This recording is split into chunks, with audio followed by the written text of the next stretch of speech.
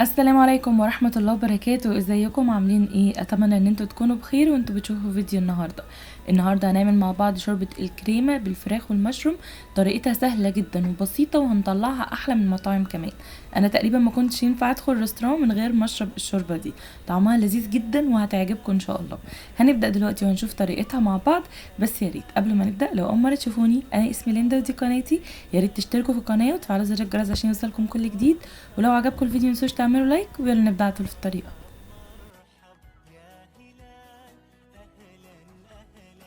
اول حاجه هحتاجها هي صدور الفراخ. وطبعا لو مش متاح عندكم صدور الفراخ ممكن تستعملوا الاوراق المخليه، مفيش مشكله. انا هنا استعملت صدر واحد لان حجمه كبير، ولكن انتوا ممكن تستعملوا صدرين صغيرين او حسب الكميه اللي انتوا عاوزينها. قطعتها الاول بشكل طولي كاني بعمل ستريبس، وبعد كده بدات اقطع قطعه بالشكل ده لمكعبات صغيره. حاولوا على قد ما تقدروا ما تبقاش صغيره قوي لانها بتصغر شويه في الشوربه. بالشكل اللي انتوا شايفينه ده شكل المكعبات. دلوقتي بقى في حله سخنه على النار هبدا انزل بمعلقتين كبار من الزبده، عليهم شويه من الزيت عشان الزبده ما تتحرقش.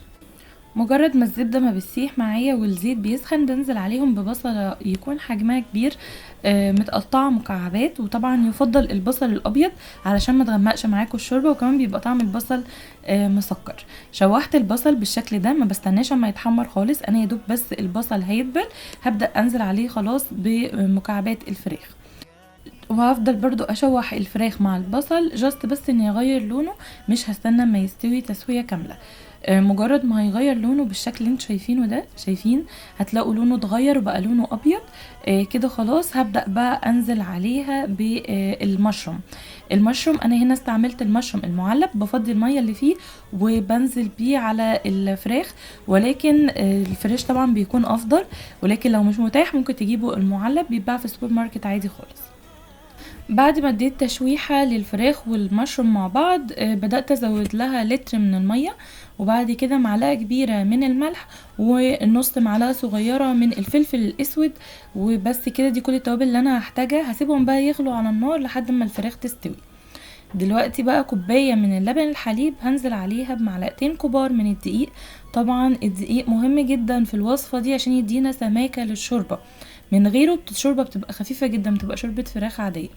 فهقلبهم مع بعض كده على البارد، وبعد كده هضيفهم على شوربة الفراخ بعد ما الفراخ استوت. لو انتوا حابين تستبدلوا الحليب بمية مفيش مشكلة خالص، ولكن الحليب بيدي غناوة للشوربة. قلبتهم مع بعض كده شوية، طبعا كل ما يتحط على النار كل ما قوامها هيتقل.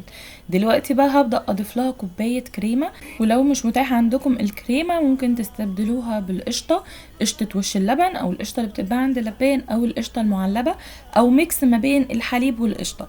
يعني ده بديل الكريمة. ولكن لازم يتضاف لان هي اللي بتدي الغناوة للشوربة وبتحسسكم انها فعلا شوربة كريمة. سبتها تغلي على النار حوالي 5 دقايق قبل التقديم. طبعا الشوربة بتتقدم سخنة. بس كده ده بيكون شكل الشوربة. طعمها لذيذ وجميلة جدا، ميكس رهيب ما بين التشيكن والمشروم. طبعا لو انتوا حابين تستبدلوا المشروم او تستغنوا عنه خالص مفيش مشكلة، اي بدايل تنفع، كلها حسب ذوقكم. بس كده قدمتها مع شوية من العيش المحمص، وده بيكون شكلها طعمها حلو. اتمنى ان انتوا تجربوها وتقولوا رايكم تحت في الكومنتات، وبالف هنا وشفا لكل اللي هيجربها. يا ريت لو عجبكم الفيديو متنسوش تعملوا لايك للفيديو، ولو مش مشتركين في القناه تشتركوا دلوقتي وتفعلوا زر الجرس عشان يوصلكم كل جديد. واشوفكم على خير تاني قريب في فيديو جديد.